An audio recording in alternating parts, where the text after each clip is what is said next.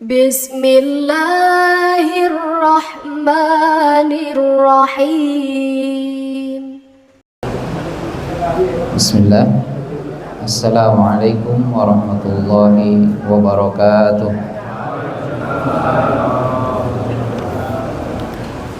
Innal hamdalillah nahmaduhu wa nasta'inuhu wa nastaghfiruh.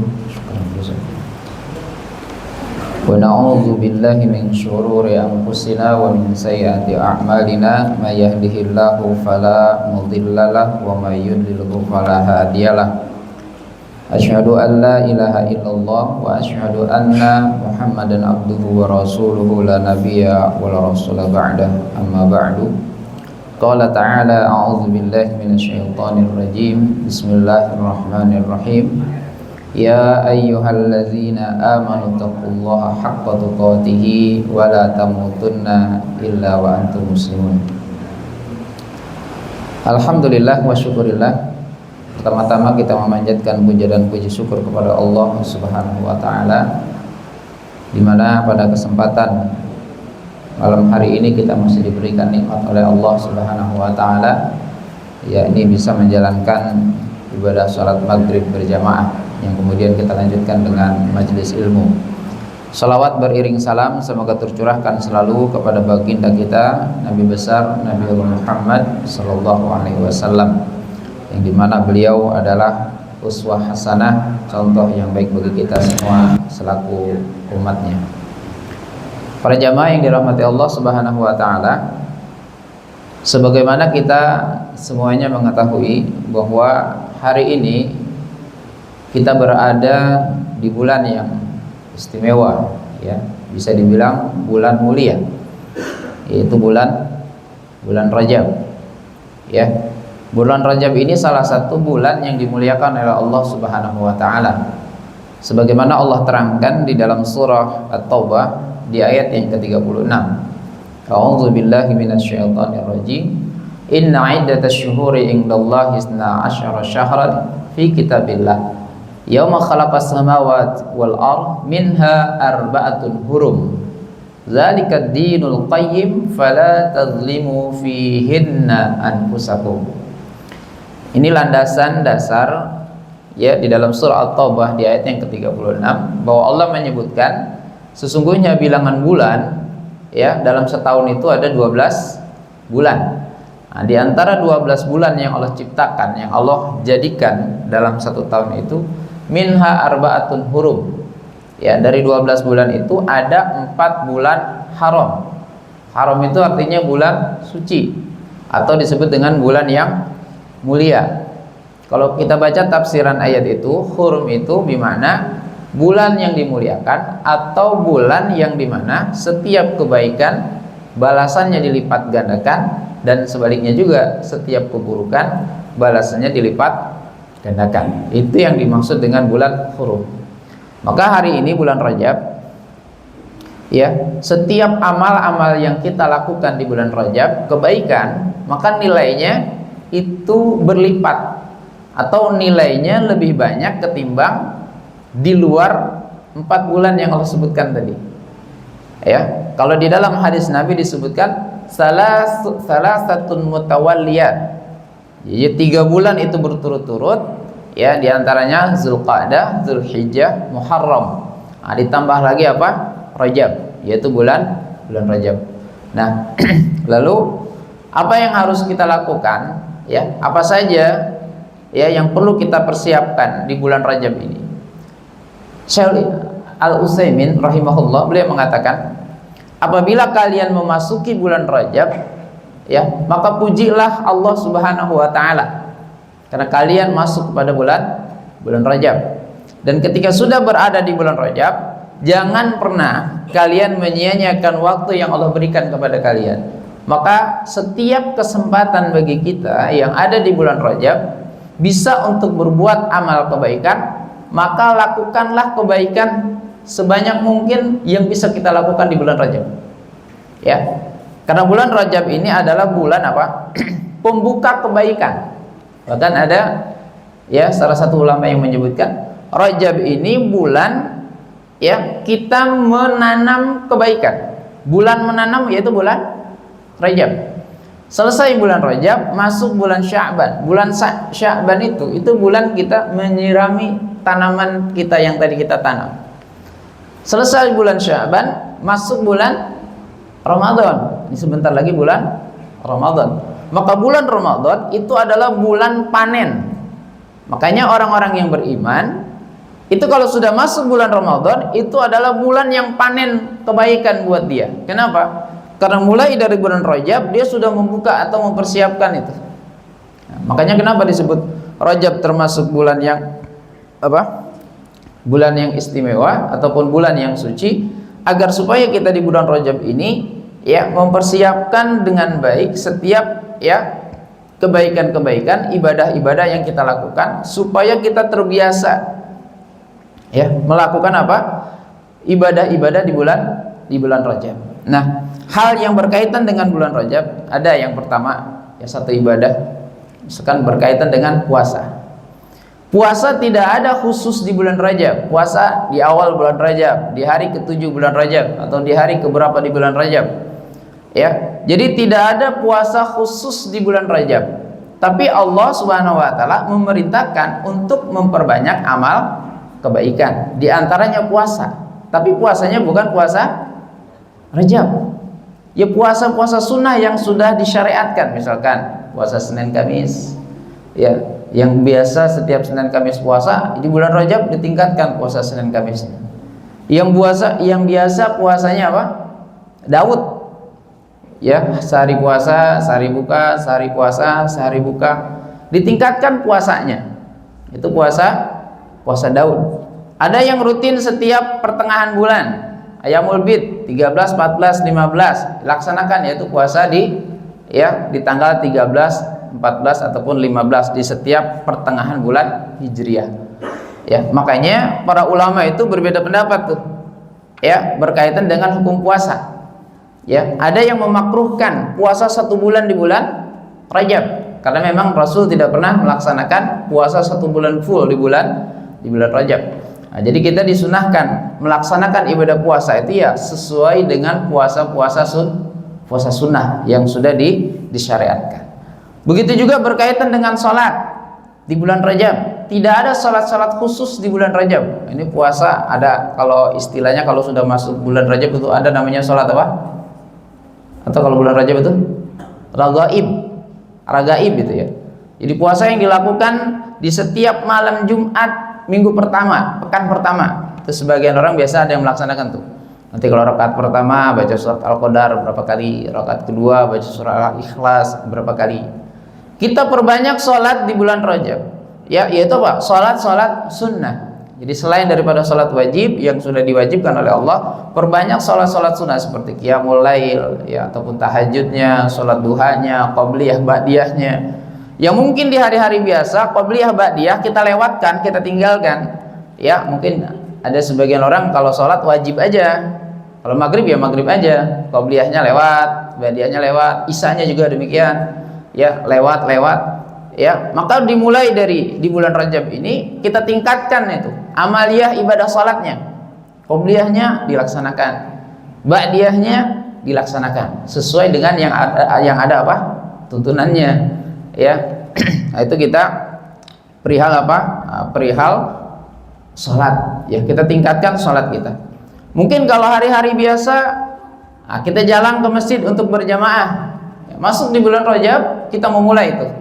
Ya, kita mulai kebaikan di bulan Rajab yang ya mudah-mudahan ya kita setelah memulai dengan banyak kebaikan itu kita laksanakan terus sampai akhir hayat kita. Coba kita bayangkan ya kalau hari ini kita sudah berusia misalkan 50 tahun. Kalau dipotong akil balik misalkan 15 tahun. 50 dikurangi 15 berapa tuh? 35 ya. Berarti kita sudah melewati 35 kali bulan Rajab. Misalkan gitu. Setiap bulan Rajab 35 tahun sudah kita lewati. Selama bulan Rajab itu kita ya, apakah ada amalan kita terus meningkat itu di bulan Rajab itu. Padahal Allah memberikan satu kesempatan bagi kita ya untuk melakukan banyak kebaikan di bulan Rajab. Sebagaimana Syekh Utsaimin mengatakan, ya pujilah Allah, bersyukurlah kalian kepada Allah Subhanahu wa taala ketika kalian sudah masuk di bulan Rajab atau masuk kepada sempat hidup masih di bulan Rajab. Bahkan ada salah satu dari sahabat dari kalangan ulama zaman dulu itu, ya, disebutkan di dalam kitab ini Lataiful Ma'arif yang dikarang oleh Ibnu Rajab bin Hambal. Ada seorang ulama ketika dia sedang sakarat, ya dia berdoa kepada Allah, ya Allah jangan matikan saya sampai saya masuk ke dalam bulan Rajab. Ya, karena dia bahwa di setiap bulan Rajab dia mengatakan ada penyelamatan dari neraka. Dia berdoa meminta kepada Allah sampai ditangguhkan kematiannya, sehingga dia masuk pada bulan bulan Rajab. Makanya ada salah satu perkataan dari tabi'in namanya Khalid bin Ma'dan rahimahullah, yang dia wafat di tahun 103 Hijriah. Beliau mengatakan, idza futiha li ahadikum, kalau dibukakan untuk salah seorang di antara kalian babul khair, pintu kebaikan. Jadi kalau kita dibukakan untuk kita pintu kebaikan, artinya apa? Kita punya kesempatan untuk berbuat baik. Ya, kalau sekarang kita masuk bulan Rajab ini kan, itu bulan yang mulia, yang disebut dengan bulan hurum, bulan suci. Itu kesempatan bagi kita, maka kita bersyukur bisa hidup di bulan Rajab. Ya, kata Khalid bin Ma'dan, beliau mengatakan, apabila dibukakan untuk kalian babul khair, pintu kebaikan, fal yusri ilaih, segera kalian untuk melakukan kebaikan itu.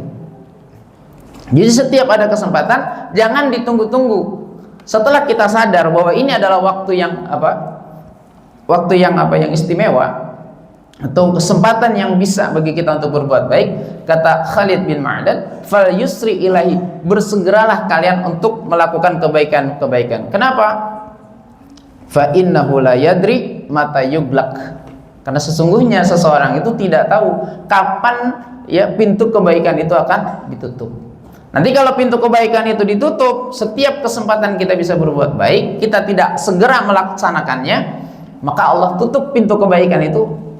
Bisa jadi nanti kita amalan yang kita lakukan, perbuatan yang kita lakukan bukan kebaikan. Kenapa? Karena pintu kesempatan untuk berbuat baik ditutup oleh Allah Subhanahu wa taala. Makanya Imam Hasan Al-Basri mengatakan, iyyakum wat taswif, jauhi oleh kalian, takut oleh kalian at-taswif. Ma huwa taswif? Saufa af'al, saufa af'al, saufa af'al. Taswif itu adanya menunda-nunda amalan. Nanti mau sholat qobliyah badiah nanti, ya minggu depan atau besok hari atau besok saya akan rajin. Ya, dia mau berbakti sama orang tuanya, nanti. Ya, kalau saya sudah mapan, kalau saya sudah usia, baru saya mau berbakti kepada kedua orang tua. Mau menghafal Quran, mau ngikut pengajian, nanti aja. Kalau sudah nggak terlalu sibuk, itu nanti, itu merupakan disebut dengan taswib, dan taswib masuk ke dalam talbisul iblis. Itu talbis iblis. Ya, makanya para ulama mengatakan ketika masuk di bulan Rajab, kalian bisa hidup di bulan Rajab, maka perbanyaklah ketaatan kepada Allah dan memperbanyak taubat. Ya, taubat kepada Allah Subhanahu wa taala. Itu bertobat dalam arti apa? Ya, dia bersegera kepada Allah, melakukan ketaatan dan meninggalkan segala bentuk perbuatan dosa. Ya, karena apa? Karena kita perlu waspada. Ya, karena setan itu, ya ketika kita diberikan kesempatan masuk di bulan Rajab, setan itu mulai membisikkan kepada setiap manusia, terutama orang-orang yang beriman. Makanya rasa muncul nanti ketika kita ada muncul rasa malas di dalam diri kita, ada rasa berat untuk melakukan satu ibadah, ya di antara kita, ya bukan berat ibadah, malas ibadah. Disitulah setan sudah membisikkan. Maka kita nanti menganggap bahwa setiap perkara-perkara yang buruk dianggap oleh kita adalah satu kebaikan, sehingga kebaikan yang aslinya itu baik kita tinggalkan. Bahkan kita ketika mau berbuat kebaikan itu terasa berat. Itu berarti setan sudah menggoda kita. Makanya di dalam surah Al-A'raf, ya, Allah Subhanahu wa taala berfirman di ayat yang ke-200, wa imma yanzaghannaka minasyaiton, apabila kalian ditimpa oleh godaan-godaan setan, berat, ya, malas. Jadi kalau mau berbuat baik ada aja alasannya, ada aja itu halangannya itu, sehingga tidak terlaksana itu kebaikan-kebaikan ataupun ibadah-ibadah ataupun amal-amal. Wa imma yanzaghannaka minasyaiton, nazgun dengan satu apa? Godaan, fastaiz billah. Maka mintalah apa? Perlindungan kepada Allah. Berarti setiap waktu dan setiap saat kita disuruh untuk senantiasa zikrullah, ingat Allah. Karena orang-orang yang selalu ingat kepada Allah Subhanahu wa taala adalah orang-orang yang dia dijaga dari godaan, ya, godaan syaitan. Paginya dia baca doa azkarus sabah, ya, yaitu adalah zikir-zikir paginya, ya, dia baca sehingga dia terlindung dari godaan syaitan. Sorenya, ya, dia juga apa? Dia baca zikir-zikir masa, ya, azkarul masa, zikir-zikir, bacaan-bacaan zikir di sore hari, sehingga 24 jam dia terjaga dirinya. Jadi kalau doa pagi, zikir pagi dia baca, zikir sore dia baca, maka selama 24 jam itu dia bisa terjaga. Kan ada hadisnya tuh kan, siapa orang yang membaca bismillahilladzi la yadurru ma'asmi syai'un fil ardi wala fis sama wa huwas samiul alim di pagi hari 3 kali, maka sampai sore tidak akan ada yang bisa menggoda dia, semua ciptaan makhluk Allah. Kalau dia baca sore, maka sampai paginya dia akan dijaga oleh Allah. Jadi kalau pagi dibaca, sore dibaca, itu akan dijaga, ya, dijaga dirinya, ya, dari berbagai macam bentuk godaan-godaan, termasuk godaan-godaan syaitan. Nah, maka dari itulah, di antara, ya, amalan-amalan yang perlu kita tingkatkan di bulan Rajab ini adalah, yaitu tadi, ya, ibadah seperti sholat. Kita tingkatkan ibadah sholat, yaitu sholat sunnah yang memang, ya, disunnahkan, disyariatkan oleh Allah dan Rasulnya. Puasa, perbanyak puasa-puasa sunnah yang sudah disyariatkan oleh Allah dan Rasulnya. Kemudian juga sedekah, ya, zakat. Kalau zaman dulu itu Rajab itu, ya, dijadikan bulan untuk selalu membayar zakatnya. Itu setiap bulan Rajab, ya, dulu, ya, itu selalu dilakukan untuk selalu membayar zakat. Tapi, ya, di dalam Al-Quran maupun di dalam hadis diterangkan zakat itu, ya, ditunaikan, diwajibkan kalau sudah sampai nisabnya dan sudah haul, hitungan satu tahun. Dia sudah mendapatkan harta sampai nisabnya, ya, kalau sudah melewati 1 tahunnya maka wajib dia menunaikan zakatnya. Tidak mesti apa? Tidak mesti di bulan Rajab. Maka ketika masuk di bulan Rajab, ya, kalau bukan zakat, ya, berarti apa? Kita memperbanyak apa? Sedekah, ya, mengeluarkan apa? Harta kita untuk sedekah, ya. Jadi kita mulai. Sehingga nanti kalau sudah terbiasa dengan sedekah, ya, kita terbiasa. Nah, ketika nanti masuk di bulan berikutnya, Sya'ban, apalagi di Ramadan, itu kita diperintahkan untuk menjadi manusia-manusia yang dermawan, ya, untuk selalu apa? Mengeluarkan harta kita di jalan Allah Subhanahu wa taala. Nah, maka dari itu sebelum ya, terlambat bagi kita, maka setiap kesempatan itu perlu kita apa? Ya, perlu kita bersegera untuk melakukannya. Ada satu buku, judul bukunya Bekalku Sedikit Tapi Ajalku Terus apa? Bekalku masih sedikit tapi ajalku terus mendekat. Ada satu buku tuh. Itu bagus sekali buku tuh. Ya. Jadi kita punya bekal sedikit, maka kalau kita baru punya bekal sedikit, maka perbanyak bekal itu. Di situ dikisahkan dengan berbagai macam dengan kisah. Salah satunya di situ disebutkan tentang apa? Ciri-ciri su'ul khatimah. Tanda-tanda orang yang matinya apa? Su'ul, buruk. Jadi disebutkan di dalam buku itu ada 4. Yang pertama, orang yang matinya su'ul khatimah sebelum mati. Berarti ketika apa? Sakarat. Ketika sakarat. Jadi ada orang yang ketika sakaratul maut, dia ditalkin untuk mengucapkan syahadat atau mengucapkan kalimat la ilaha illallah, dia tidak bisa mengucapkan itu.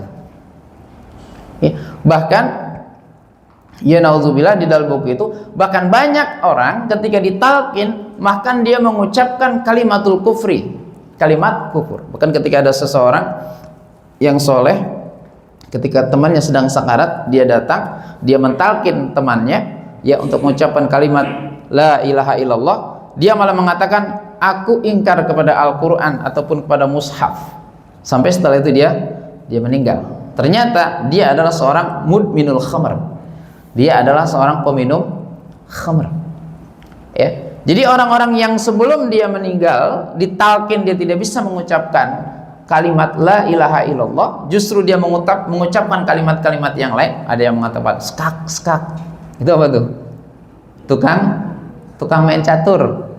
Jadi hidupnya dihabiskan untuk main catur. Ada buku namanya Serambi Kematian, saya baca. Itu akhir setiap orang yang meninggal. Tukang pemain catur, artinya apa? Dia main catur tapi ya mungkin setiap waktunya. Kan ada istilah apa? Man 'asha 'ala syai' mata 'alaih. Siapa yang hidup dengan membiasakan suatu amalan, maka matinya atas sesuai dengan kebiasaannya. Ya, ada yang tukang pemain bola ketika ditalkin, dia bukannya la ilaha illallah, dia bilang apa? Gul. Orang yang suka nyanyi, penyanyi, karena sudah terbiasa itu, mulutnya nyanyi, lisannya bernyanyi, ditalkin, bukannya mengucapkan kalimat la ilaha illallah, dia malah bernyanyi. Ya, nah, itu diantara tanda-tanda apa? Su'ul khatimah. Ketika ditalkin mengucapkan la ilaha illallah, dia tidak bisa. Kemudian ada su'ul khatimah ketika dimandikan. Nah, mungkin kalau ada yang suka memandikan mayat itu bisa lihat. Ya, jadi di buku itu diceritakan ada orang yang kerjanya tukang mandiin mayat. Dia mengatakan ratusan mayat saya sudah memandikan itu. Itu kalau orang yang mungkin su'ul khatim, husnul khatimah, itu ada orang yang ketika dimandikan dia tenang seperti orang tidur. Itu ada yang dimandikan, itu mayat-mayat itu seperti orang yang ketakutan. Bahkan kulit-kulit mereka berubah menjadi hitam. Sebelum dimandikan warnanya putih, ketika dimandikan itu langsung waktu itu dia berubah, ya, menjadi berwarna hitam. Nah, di antara kisah-kisah yang banyak diceritakan ketika ditanya kenapa demikian, itu ternyata dia orang yang tarikus shalah, orang yang meninggalkan sholat, ya, ketika dimandikan itu, ya. Bahkan setelah dimandikan, ketika dikuburkan, nah, itu di situ diceritakan tuh berbagai macam, ya, cerita kisah nyata juga, ya, yang menjadi pelajaran tentunya bagi kita. Ya, itu ada seorang pencuri. Jadi nyuri apa? Curi kain kapan. Jadi ada seorang pencuri, setiap ada orang yang meninggal malam hari dia curi kapan. Ya, sama kalau ada mayitnya itu yang apa? Yang punya gigi apa namanya? Gigi emas tuh, dia congkelin itu. Dia diceritakan di dalam buku itu. Saya sudah 1000 mayat atau 1000 kuburan sudah saya gali itu. Dari 1000 kuburan yang saya gali, tidak ada satupun orang di situ yang wajahnya menghadap kiblat. Jadi semuanya berbalik, ya, berbalik mengarah tidak menghadap. Sampai pencuri itu dia tobat, ya, dia bertobat, kemudian dia menceritakan. Jadi banyak sekali mayat-mayat yang ketika dia gali itu kuburannya untuk mengambil kafan itu, ternyata wajahnya itu tidak menghadap kiblat.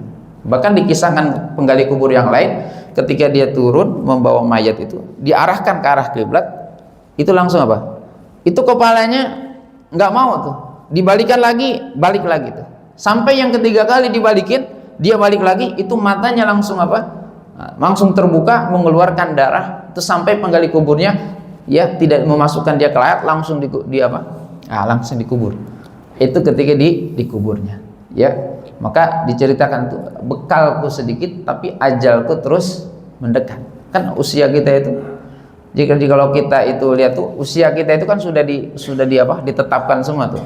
Ini tanggal sekian, tanggal sudah. Kemudian waktu terus berjalan. Jadi kematian itu untuk kita itu terus mendekat terus. Semakin hari, ya, semakin waktu berjalan, maka kematian terus semakin mendekat. Jadi jangan sampai kita santai-santai. Makanya Allah berikan kesempatan waktu-waktu istimewa tuh. Bulan Rajab, bulan istimewa. Ya, apalagi nanti 2 bulan berikutnya, bulan Ramadan. Wah, itu panen pahala. Ya, maka harus, ya, betul-betul disiapkan. Dan ada nanti tanda-tandanya ketika sudah dikuburkan. Maka ada mayit yang setelah dikuburkan, nah, dia keluar lagi, itu ada bumi nggak mau nerima. Makanya ada jasad yang tidak mau diterima oleh bumi. Nah, itu ada. Makanya ada hadis Nabi itu, ya, jasadnya yang tidak akan dimakan bumi adalah jasad para para nabi. Para nabi itu jasad-jasadnya dijaga, tidak akan dimakan oleh bumi. Itu para penghafal Quran. Tapi ada juga orang-orang yang su'ul khatimah, yaitu jasadnya apa? Ya, jasadnya dia tidak akan diterima oleh ya, tidak akan diterima oleh bumi. Oke, jamaah yang dirahmati Allah Subhanahu wa taala. Nah, maka oleh karena itulah ya, bulan Rajab ini merupakan satu pembuka dari bulan-bulan kebaikan dan keberkahan. Ya, Abu Bakar Al-Waraq Al-Bakhri dia berkata, sebagaimana tadi di awal saya sampaikan, bulan Rajab adalah bulan menanam, bulan Sya'ban adalah bulan mengairi tanaman, ya, dan bulan Ramadan adalah bulan memanen hasil. Maka kita persiapkan untuk menjelang bulan Ramadan dari bulan Rajab ini, membiasakan untuk puasa sunnah, ya, kemudian sholat sunnah lainnya. Maka dalam rangka untuk memotivasi kita untuk senantiasa meningkatkan amal ibadah kita, coba kita merenung. Kalau bahasa Al-Quran apa? Afala yanzuruna ilal ibili kaifa khuliqat. Apakah kalian nggak melihat tuh bagaimana apa? Ibil, unta diciptakan. Nah, kita sekarang berpikir, coba bayangkan, ya, ada seorang sahabat Nabi namanya ya Sa'id bin Amir. Dia menceritakan apa? Malam itu aku jadikan hanya untuk Allah seumur hidupnya tuh. Ketika dia sudah masuk Islam, ya, Sa'id bin Amir, ya. Jadi dia ketika itu kan belum Islam tuh. Jadi ketika dia melihat ada sahabat Nabi namanya Khabbab bin Arad, itu yang disalib kemudian dipotong-potong itu, dia melihat ya sahabat Nabi yang dibunuh oleh orang-orang kafir Quraisy itu dimutilasi. Ketika itu dia melihat pandangannya itu melihat kepadanya, lalu Khabbab bin Arad dia berdoa sebelum meninggalnya, ya Allah, binasakan semua yang ada di sini, termasuk dia ada di situ. Ya, dia terus terngiang-ngiang dengan doa itu, ya, akhirnya dia masuk Islam. Ketika dia sudah masuk Islam, ya, di akhirnya dia di zaman Khalifah Umar bin Khattab, dia dijadikan sebagai seorang gubernur. Dia mengatakan, malamku hanya aku jadikan untuk Allah. Jadi seumur hidupnya setiap malam itu, nah, dia beribadah. Bahkan dalam hidupnya kisahnya, dia baju aja punya satu. Jadi kalau kotor dia cuci, ya, ketika masih basah. Makanya dia nggak pernah ada satu hari yang dia tidak pernah keluar rumah, apa? Yaitu nunggu bajunya apa? Nunggu bajunya. Padahal dia seorang gubernur.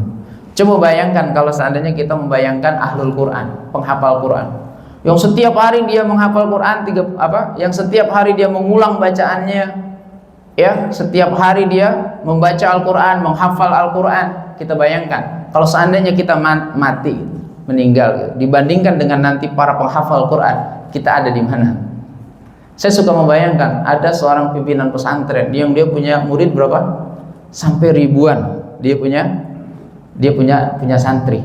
Ya, setiap hari dia mengajarkan dari ribuan santri, dia ajarkan ilmunya itu. Itu kalau dia meninggal, si kiai tersebut, si ulama tadi yang mengajarkan, kalau kita bandingkan dengan diri kita ada di mana? Ya, coba kita lihat bagaimana orang-orang yang senantiasa apa? Mengeluarkan hartanya seperti mungkin Abdurrahman bin Auf, Utsman bin Affan, orang-orang yang sahabat Nabi yang kaya, yang kemudian hartanya habis untuk Allah Subhanahu wa taala. Kita bayangkan kalau kita meninggal, nanti kita dengan para sahabat Nabi itu kita ada di posisi mana? Atau nggak usah jauh-jauh dengan para sahabat Nabi, ya. Kita lihat yang di sekitar kita itu. Ya, mungkin orang yang setiap hari tidak pernah bolos sholat berjamaahnya di masjid. Ya, kalau nanti kita meninggal, kita dibandingkan dengan dia, kita berada di posisi mana? Nah, itu makanya setiap ada kesempatan bagi kita untuk melakukan satu kebaikan, maka kita fal yusri, kita bersegera. Nah, hari ini, ya, alhamdulillah, biiznillah, ya, dengan izin Allah, ya, kita diberikan kesempatan oleh Allah, ya, untuk apa? Hidup di bulan Rajab ini. Nah, itu juga salah satu nikmat Allah yang sangat besar. Allah masih sayang kepada kita, Allah memberikan kesempatan kepada kita. Maka sebisa mungkin bagi kita, ya, yang menyadari bahwa ini adalah bulan yang suci, maka kita manfaatkan dengan sebaik-baiknya. Dan terakhir, memanfaatkan kesempatan datangnya bulan Rajab dengan beramal soleh adalah keberuntungan. Maka dia akan termasuk golongan orang-orang yang muflihun, orang-orang yang beruntung. Sehingga di setiap kali datang bulan-bulan atau kesempatan-kesempatan itu, sebelum nanti Allah menutup pintu kebaikan, ya, maka kita bersegera. Makanya satu pesan dari Nabi, wa idza asbahta fala tantadiril masa. Kalau kalian ada di waktu subuh, ada di waktu pagi, jangan tunggu sore. Apa yang bisa kalian lakukan? Lakukan. Wa idza amsaita, kalau kalian ada di waktu sore, fala tantadziris shabah. Jangan kamu tunggu waktu subuh. Ya, apa yang bisa kalian lakukan, kalian lakukan. Mungkin itu untuk kajian kita pada malam hari ini. Mudah-mudahan bermanfaat untuk kita semua. Nanti mungkin ada waktu, kalau ada yang mau bertanya silakan.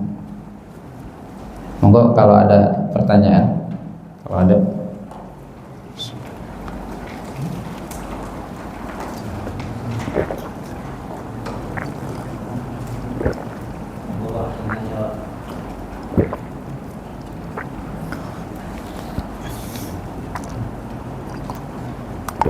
Nggak ada nih. Nggak ada yang nanya. Hah? Nggak ada pertanyaan apa udah paham semua? Kalau orang nggak tanya saya juga bingung nih. Udah paham semua apa? Bingung mau nanya apa? Ya. Boleh sih. Kalau mau ada pertanyaan ya mau di seputar ini boleh, ataupun yang lain juga Bapak. Kalau misalkan ada yang mau ditanyakan monggo.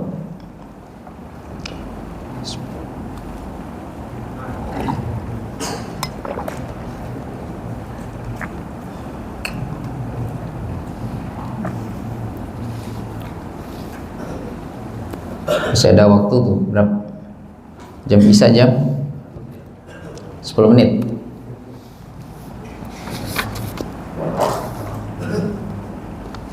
Silakan.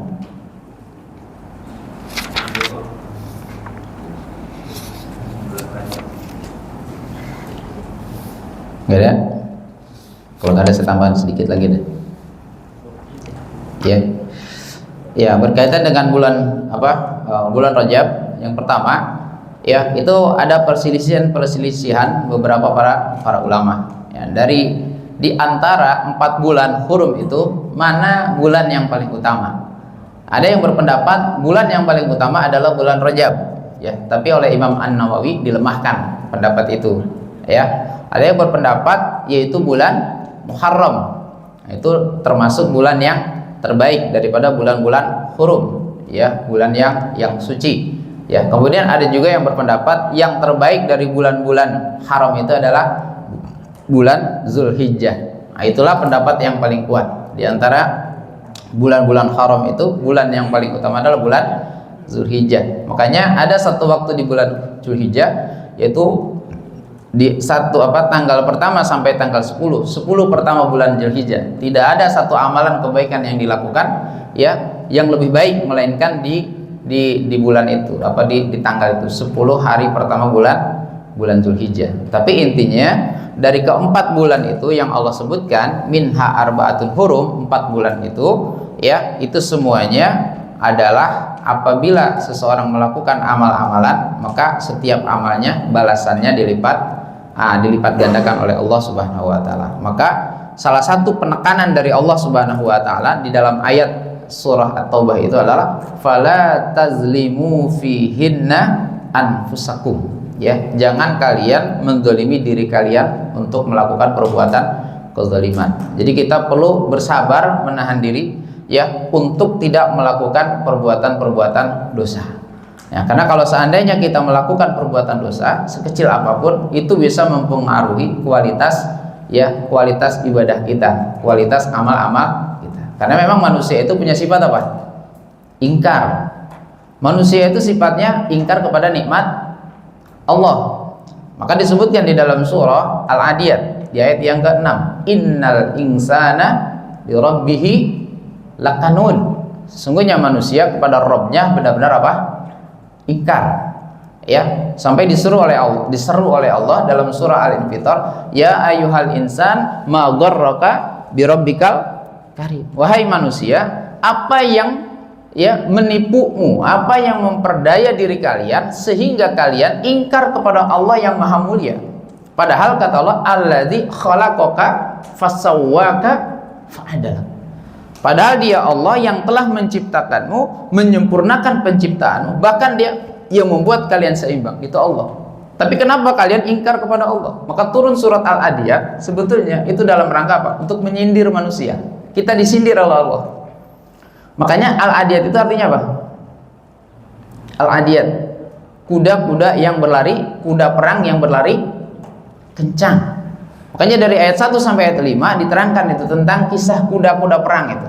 Bagaimana kuda yang perang sampai dia ya berlari ya kemudian bisa menerbangkan debu-debu masuk ke tengah perkumpulan musuh.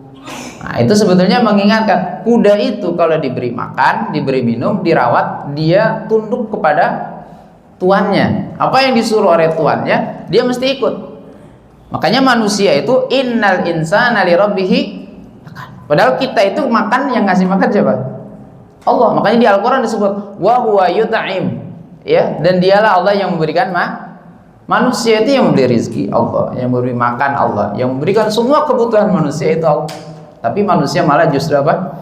Ingkar kepada Allah Subhanahu wa taala. Maka diingatkan oleh Allah. Maka kalau ada manusia yang dia ingkar kepada Allah terhadap nikmat-nikmat Allah, maka kedudukannya dia lebih rendah ataupun lebih buruk daripada binatang. Bahkan disebutkan di dalam surah Al-A'raf ya ayat 179 perihal orang-orang yang kafir yang hidupnya hanya bersenang-senang saja, balhum adall. Mereka itu apa? Bahkan lebih buruk. Ulaikat al-an'ami balhum adall. Ya, mereka seperti binatang ternak, bahkan mereka itu apa? Lebih buruk. Maka kita sebagai manusia diingatkan oleh Allah Subhanahu wa taala dengan ayat-ayatnya bahwa manusia ya dengan apa? Dengan diberikan akal pikiran oleh Allah Subhanahu wa taala, ya dia disuruh apa? Untuk berpikir. Makanya ayat-ayat Quran banyak. Afala taqilun, afala yatafakkarun. Ya, itu sebetulnya supaya kita itu apa? Memikirkan ayat-ayat, ya, mentadaburi ayat-ayat Allah. Karena Al-Qur'an itu adalah apa? Jalan keselamatan. Maka bagi setiap orang yang tidak mempelajari Al-Qur'an, ya, tidak memahami Al-Qur'an atau tidak mengamalkan Al-Qur'an, nah, itu maka dia akan menjadi orang-orang yang khasirin, minal khasirin, orang-orang yang merugi. Maka siapapun orangnya yang ingin selamat nanti di akhirat kelak, maka dia diperintahkan untuk apa? Mempelajari, memahami, mentadaburi ayat-ayat Al-Qur'an agar dia selamat. Mungkin demikian, kalau tidak ada yang ditanyakan cukup ya. Ya. Iya boleh. Tapi di luar konteks yang tadi ya, mau nanya soal sholat berjamaah itu, Iya. kalau nggak salah pernah dengar hadis kondisi itu di situ dijelaskan bahwa barang siapa yang sholat sendiri di belakang shaf maka tidak ada sholat baginya itu kalau nggak salah. Itu pertama maksud hadisnya itu bagaimana penjelasannya. Terus kedua, kalau kita di situasi seperti itu kan masuk terkadang kita suka telat terus sendirian tuh. Nah harus kita ngapain tuh? Apa ngekop yang di depannya biar mundur ke belakang, atau kita tunggu orang datang, atau kita sholat aja?